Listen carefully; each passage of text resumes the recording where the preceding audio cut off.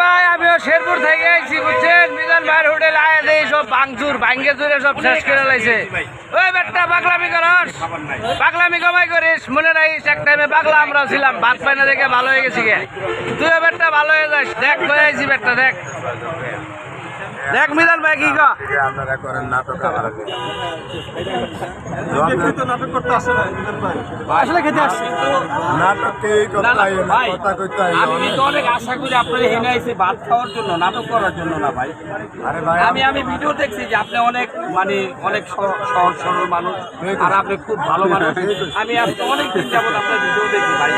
আমার কাছে ভাই এই যে বুঝলেন না আমার কথা, আমার কাছে আপনার সরলতা অনেক ভালো লাগছে বিদায় আমি এত দূর থেকে আপনার এখানে কষ্ট করে আসছি ভাই। সরল মানুষ এই যুগে নাই ভাই আমি দেখছি যেটা সেটাই আমি বললাম ভাই, এটা আপনি খালি যেটাই ঘুরাইতে চান কথা পারবেন না ভাই। আমি জানি যে আপনি অনেক সরল মানুষ ভাই, ওটা অভিনয় করে তাই এটার সামনে ভাই মিজান ভাইয়ের হোটেলের অবস্থা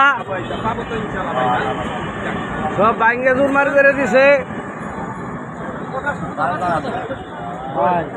আমার কথাটাই একটু ঘুরেন, ওই সময়টা নষ্ট করে কোনো লাভ নেই।